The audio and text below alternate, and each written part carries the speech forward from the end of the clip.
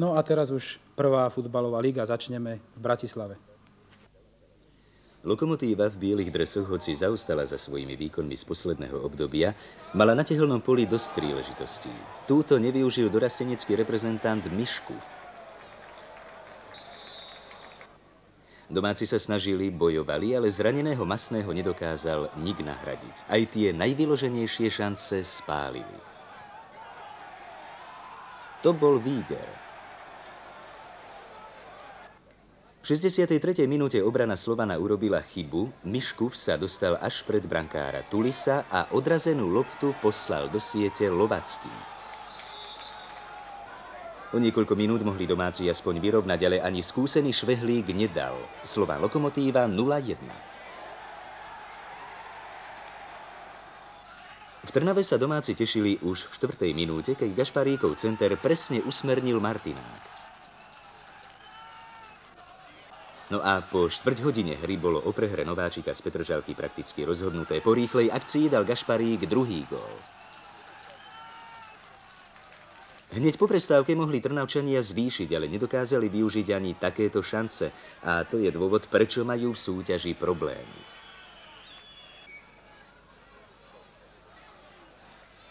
O Petržalke sa hovorí, že je mužstvom dvoch tvári a potvrdila to aj v Trnave.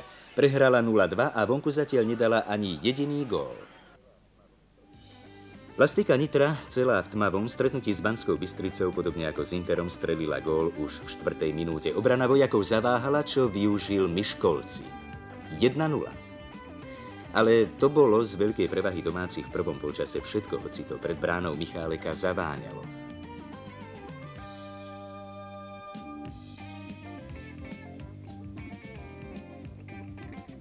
Po zmene strán hostia poskytli domácim viac priestoru na zakončenie útokov. V 58. minúte centroval Líba a Borko hlavou zaznamenal druhý gól domácich. V 71. minúte padol najkrajší gól stretnutia, ale rozhodca Pelíček ho pre offside neuznal. O 2 minúty neskôr Miškolci odcentroval, Ančic nabehol a bolo 3-0. Aj Dukla mala šance. 5 minút pred koncom Majzlík hlavičkoval do Bromna. V poslednej minúte vojaci inkasovali štvrtý raz z kopačky Ježa, ktorý spečatil vysokú prehru hostí zatiaľ najslabšie hrajúcim celkom v Nitre. Nitra Banská Bystrica 4-0. Prešovský brankář Veselý si takhle zkomplikoval situaci. Byčovský se svým lobem ještě neuspěl, ale Němec získal domácím Bohemians už ve 3. minutě vedení. No a hosté dostali v první poločase ještě druhý gól. Na Angličana si zahrál Jakubec.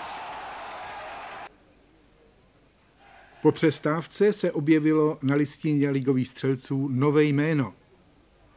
Jaroslav Marčík, stoper Bohemians. Teprve v průtrži mračen našli presovští recept na důraznou osobní obranu domácích. Hruška však jejich naděje zmařil. Poslední šance patřily domácím, ale na výsledku utkání Bohemians Prešov 3-0 už nic nezměnili.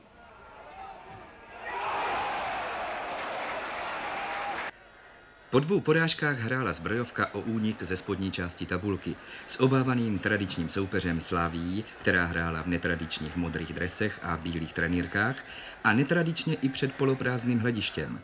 Rozuzlení však přišlo brzy. V 15. minutě po rohovém kopu se v houšti těl nejlépe orientoval Kroupa a dal jediný gól zápasu.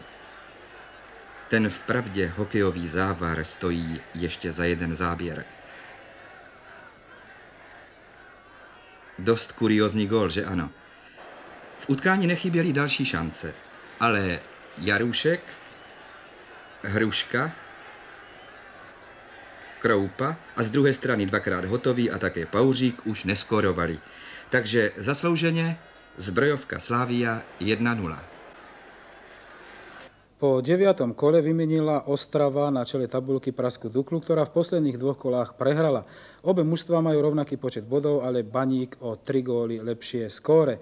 Na 3. a 4. mieste Lokomotíva Košice a Bohemians majú rovnaké skóre a 12 bodov rovnako ako 5. Nitra. 6. až 7. Petržalka Zbrojovka 9 bodov a rovnaké skóre. Potom nasledujú Trnava, Inter, Prešov, Sparta, Cheb. Slovan a Vítkovice majú tiež rovnaké skóre. Potom Slávia a na poslednom mieste Dukla, Banská Bystrica.